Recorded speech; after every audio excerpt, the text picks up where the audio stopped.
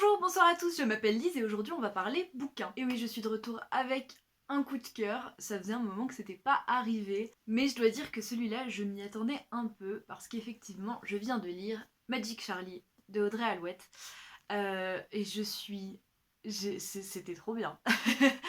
Euh, c'est assez marrant parce que ce bouquin, j'en avais entendu parler une ou deux fois et directement je me suis dit il faut absolument que je le lise, ça va être trop bien. Et quand je l'ai eu, eh ben je sais pas, j'ai pas voulu le lire tout de suite, je voulais attendre septembre. Et,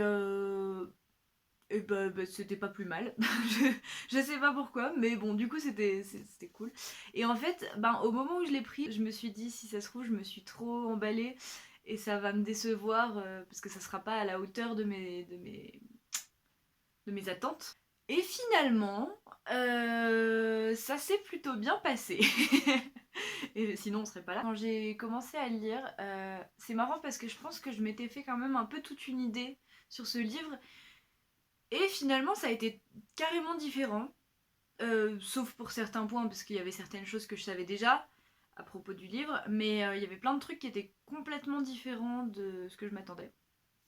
Et je me dis que c'est peut-être pas plus mal de pas trop en savoir quand on commence à le lire. Mais je vais quand même vous lire la quatrième de couve, qui n'est pas vraiment un résumé en fait. On peut avoir un chat doué de capacités hors du commun et tout ignorer de l'existence des magiciers. C'est le cas de Charlie Vernier, jusqu'à ce qu'il découvre que sa grand-mère pourrait être un membre éminent de cette société. Mais elle court un grave danger. S'il veut la sauver et se sauver lui-même, Charlie n'a pas le choix. Il faut devenir apprenti d'un magicien. Baigné de prédictions, grimoires volants, serpillères enchantées et pilleurs d'âmes. Bienvenue dans le monde ensorcelant de Magic Charlie. Et donc, c'est vrai que je savais pas grand chose de ce bouquin quand je m'y suis mise. Et j'ai été agréablement surprise par plusieurs points. Et d'un côté, j'ai envie d'en parler. Et d'un autre côté, je me dis que c'est pas mal quand on découvre ça soi-même, quoi. Sur la quatrième de couverture, ils disent à la croisée des univers de J.K. Rowling et Miyazaki.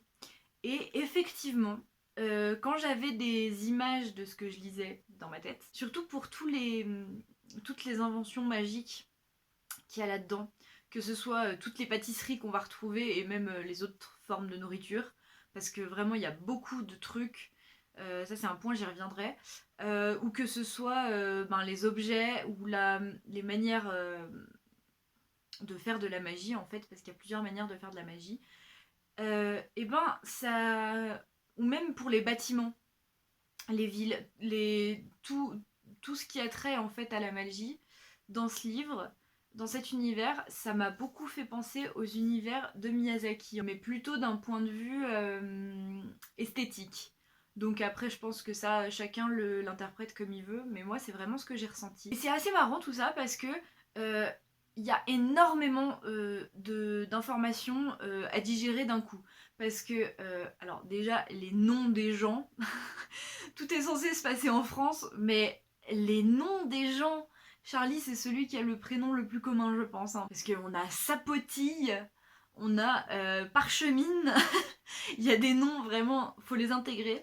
Il y a aussi énormément de choses à intégrer pour les noms de certains objets magiques. Je vais pas m'étendre là-dessus parce que c'est bien de les découvrir quand même.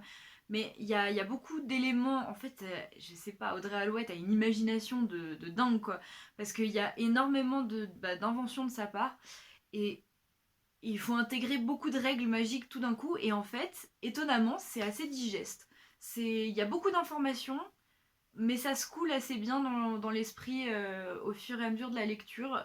J'ai été assez étonnée de ça parce qu'au début je me suis dit waouh, ça fait beaucoup d'infos, mais en fait ça va. Ensuite, deuxième point, les personnages. Alors, j'aime beaucoup le personnage de Charlie, et à vrai dire, avant de lire le bouquin, je m'attendais pas du tout à ce qu'il soit comme ça, mais vraiment pas du tout. Déjà, je pensais qu'il serait beaucoup plus jeune parce qu'il a 14 ans, Charlie. Et c'était plutôt cool, même si il fait un peu jeune quand. Enfin, moi je l'ai ressenti quand même un peu plus jeune que ça. Mais c'est vrai que je pensais qu'il serait beaucoup plus jeune que ça. Et c'était assez agréable d'avoir un héros de 14 ans. Je sais pas pourquoi. Et je trouve que c'est un personnage qui est très bien construit. Et j'ai qu'une hâte, c'est de lire la suite là, parce que il y a encore tellement de choses à découvrir, je pense, par rapport au personnage. Euh, Ensuite, Sapoti, elle est très intéressante aussi, et j'ai trop envie d'en savoir plus sur elle, sur son histoire surtout.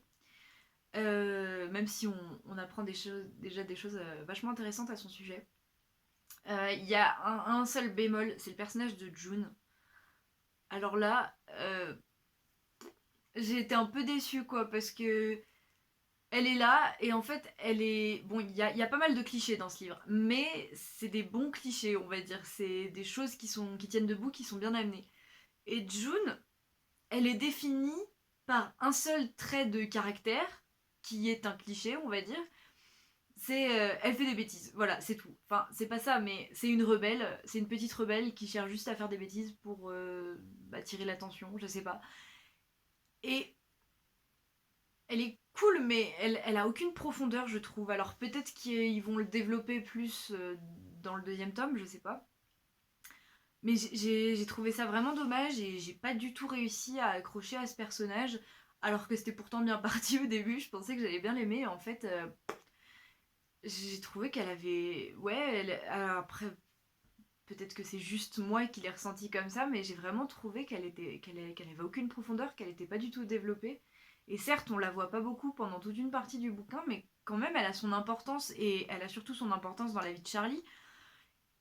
Et ça d'ailleurs, parce qu'ils sont très amis, mais on sait pas pourquoi, parce qu'il y a aucune correspondance entre les deux. On a l'impression qu'ils partagent pas grand-chose. Et bah, j'aimerais bien en savoir plus là-dessus, quoi, parce que je suis un peu restée sur ma faim par rapport à ça. Mais c'était un des rares bémols de ce livre quand même, hein. Alors après, je dois dire aussi que j'avais un peu peur au début. J'avais peur que ce bouquin... Enfin, j'avais pas peur parce que j'aime bien les gros bouquins, mais j'osais pas... En le prenant, je me suis dit, ça va être long, il est gros. Et en fait, en 3-4 jours, je l'avais bouffé, quoi. Parce que finalement, il a l'air gros, mais il fait que 400 pages. Et ça reste du jeunesse, quoi, donc ça se lit vite. Et par contre, il y a un truc, j'avais peur que ça m'énerve, c'est que le tout se passe en genre une semaine et demie. Tout ça en une semaine et demie. Et en fait, bah encore une fois, ça fait beaucoup de choses d'un coup, mais c'est plutôt digeste, ça le fait plutôt bien. Et puis bon, ben voilà, j'ai été vraiment emportée dans l'histoire. Je l'ai bouffé à une vitesse incroyable. Là, j'ai adoré, quoi. C'est un nouvel univers, vraiment. Ça change de ce à quoi je m'attendais, et ça change de la plupart des univers similaires qu'on connaît, quoi. Et ça fait vraiment du bien. Juste la fin, j'étais là, mais comment c'est possible? Ah! Et du coup, j'ai qu'une envie, c'est de lire la suite. Alors, dépêchez-vous de sortir la suite, dépêchez-vous d'écrire la suite. Je veux lire la suite, là, c'est pas possible, on peut pas nous laisser comme ça, en plan, avec cette situation. Surtout que déjà, j'avais été bien surprise par le twist, on va dire, du milieu du livre, quand on apprend pourquoi la situation est comme ça. Et déjà ça, j'étais contente que ce soit vraiment à quelque chose auquel je n'aurais jamais pu penser. Et d'un autre côté, j'arrive toujours pas à y croire vraiment. Je suis un peu suspicieuse de ce qu'ils nous disent. Alors bon, les gens qui n'ont pas lu le livre ne doivent rien comprendre à ce que je suis en train de raconter, mais de toute façon, c'est pas grave, il faut que vous le lisiez, donc allez le lire, voilà. Euh, J'espère que ça vous aura donné envie de vous intéresser à Magic Charlie, parce que c'était vraiment une jolie découverte pour moi, et je suis bien contente. Donc voilà, et puis en attendant une prochaine vidéo, je vous souhaite de très belles lectures. Bye!